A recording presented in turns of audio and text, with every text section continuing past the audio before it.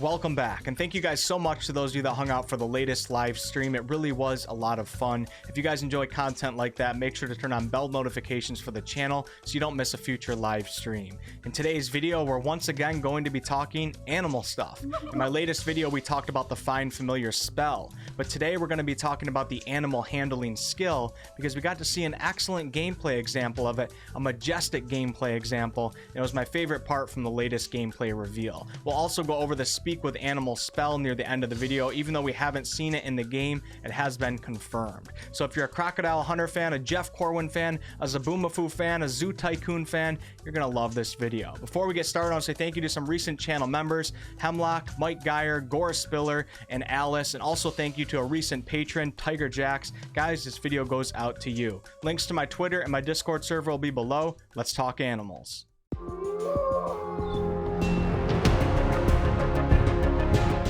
So what is animal handling? Animal handling is a skill, and it's not speaking to animals. More so, it's being able to observe and communicate with them to some level despite their inability to understand language. It basically affects how an animal is going to perceive you. In the gameplay, when the character succeeds on an animal handling wisdom check, the game then allows the character to notice the owlbear's one eye flick away for a moment, which leads them to see the nearby owlbear cub. Succeeding in this wisdom animal handling check gave the player a much better understanding of what's going on here, the overall situation, the creature's behavior, and now they can make better decisions from here on out. Being successful on this check also brought about new dialogue options, but this time focused on the owlbear cub. If we failed at the animal handling skill check, these options might have possibly never even popped up. For this situation, Sven said that if you handle the dialogue well enough and also get a little luck with the die, you could recruit this owlbear cub to be a camp companion. So players who love situations like this and really want to explore these possibilities with animal encounters, you want to gain proficiency in the animal handling skill. I know I certainly will be. And if you do this, you'll have a much better chance of getting to understand some animals that you come across, which could bring about a variety of benefits, such as getting a cute little owlbear camp companion. Characters not proficient in animal handling may be more prone to a situation like this turning into a combat encounter right away, which is okay too and can offer its own set of benefits and fun. But if you kill an owlbear cub, you are scum of the earth. Now technically an owlbear is actually considered as a monstrosity, but since it has such an animal-like brain, Larian has decided to allow this creature to be affected by the animal handling skill. But don't expect to come across other monstrosities such as a kraken or a boulette and think you're going to work some cute little animal handling, because you'll end up like the guy sitting on the john taking a crap in Jurassic Park.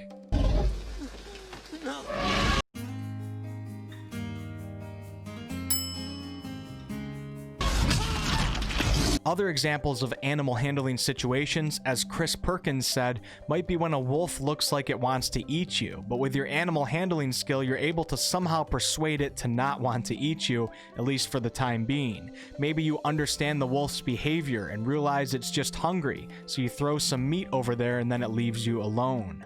There could also be a more friendly animal that just doesn't seem to be liking your presence. With animal handling, you may be able to change that or calm that animal down. This is a very Crocodile Hunter Steve Irwin, Jeff Corwin Craft Brothers type skill. You learn to understand an animal and its behavior.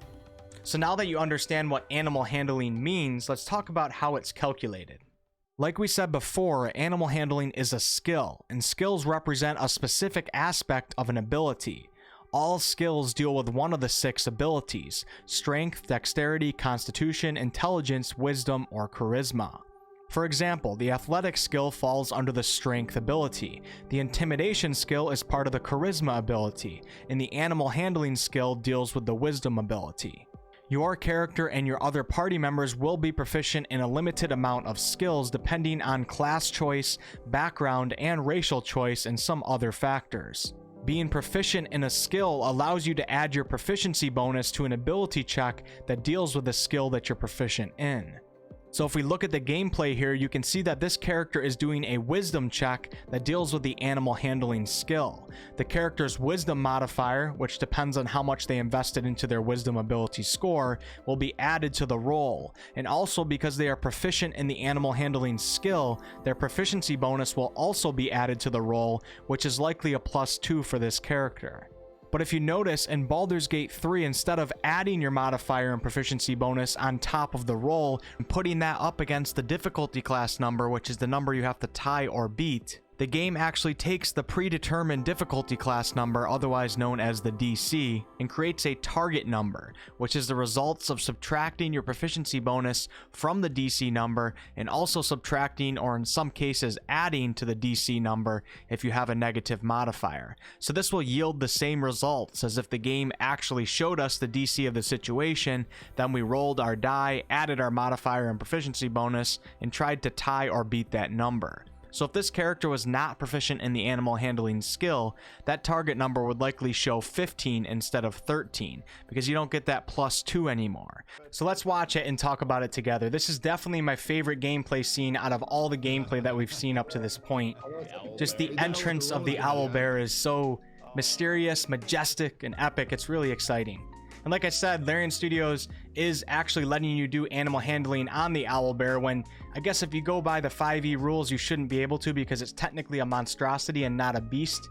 But they're making an exception, which is pretty awesome. So yeah, all of our dialogue options have now been presented, and we have 4 different choices to make here. So choice number 1 is a charisma ability check, puff out your chest and roar. And I'm assuming this also deals with the intimidation skill. So if you have a highly charismatic character and you're also proficient in intimidation, maybe you want to go with number 1 because you might be able to successfully succeed in your roll against the DC of the situation. Now number 2 is just a basic wisdom ability check, back away. So it's probably a smart thing to do. I'm not sure if it deals with a specific skill or not. It might just be a general wisdom ability check, which would just calculate your wisdom modifier with no proficiency bonus.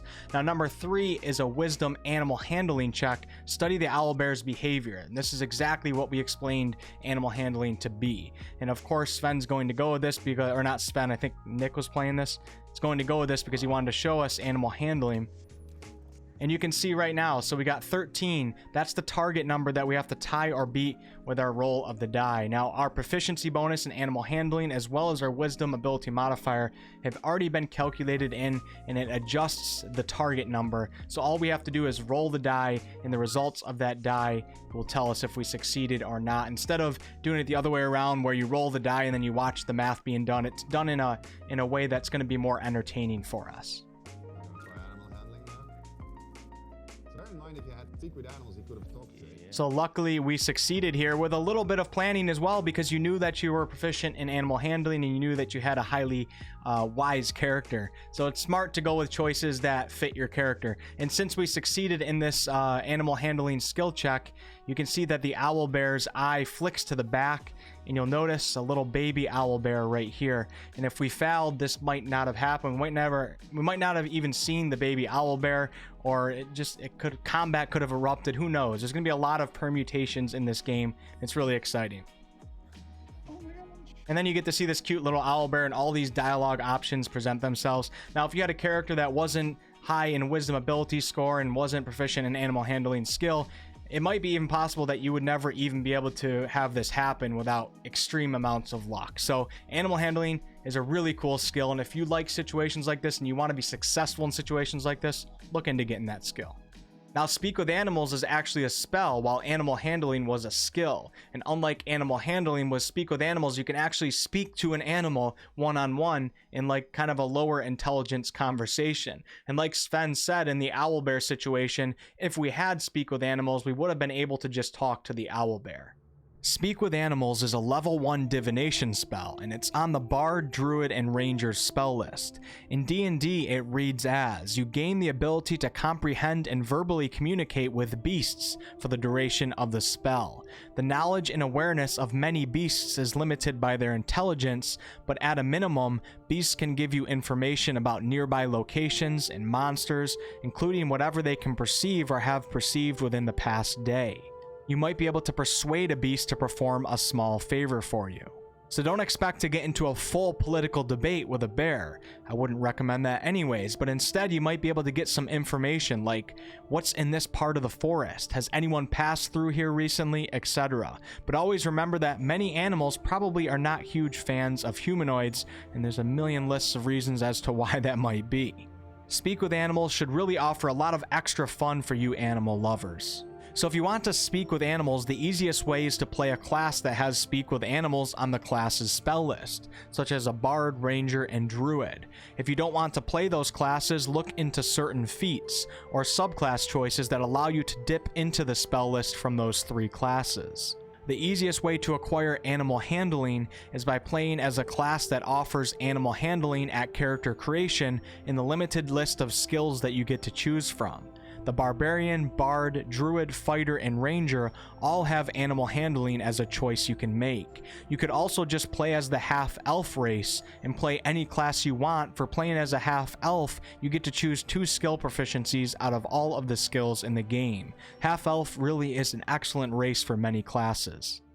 So that's it for today's video. Keep in mind that there will be more spells and features that deal with animals, but these ones specifically have been shown to us or talked about by Larian Studios, so I wanted to talk about those in a video right away. And as more get revealed to us, of course I'm going to make more videos. I love talking about animals. If you missed my video on the Find Familiar spell, link to that will be directly below in the description, or it will pop up somewhere above my head right now. And also, those of you that are waiting for part 4 for the Descent into Avernus lore story, look out for that on Monday, guys. I think I can get it done this weekend. Thanks so much for watching, guys. If you guys enjoyed the video, please like, comment, and subscribe. I really appreciate it. I do all sorts of content on this channel, ranging from live streams to game reviews to game tutorials to product reviews to all sorts of stuff, and I'd love to see you guys on a future video. Until next time.